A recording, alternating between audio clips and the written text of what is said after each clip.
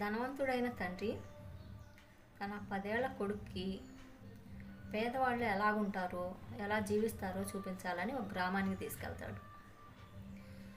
అక్కడ ఒక పేద కుటుంబంతో కొంత సమయం గడుపుతారు. తిరుగు ప్రయాణంలో తన కొడుకుని అడుగుతాడు, నీకేం అర్థమైంది వాళ్ళని చూస్తే అని. దానికి ఆ బాబు, మన దగ్గర ఒకే కుక్క ఉంటుంది నాన్న, వాళ్ళ దగ్గర 4 కుక్కలు ఉన్నాయి. మన దగ్గర స్విమ్మింగ్ పూల్ ఉంటుంది, వాళ్ళ దగ్గర నది ఉంది. మనకి చీకటి పడితే ట్యూబ్లైట్లు వేసుకుంటాం మనం, వాళ్ళకి నక్షత్రాలు ఉన్నాయి. మనం ఆహారం కొనుక్కుంటున్నాము, వాళ్ళకేం కావాలో వాళ్ళే స్వయంగా పండించుకొని తింటున్నారు.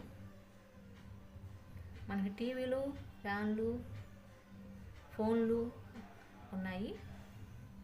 వాళ్ళు వాళ్ళ కుటుంబంతో చాలా సంతోషంగా ఉంటున్నారు. మనకి రక్షణగా 4 గోడలు ఉన్నాయి, వాళ్ళకి రక్షణగా స్నేహితులు ఉన్నారు. మనం ఎంత పేదవారమో చూపించినందుకు థ్యాంక్ యూ డాడీ అంటాడు.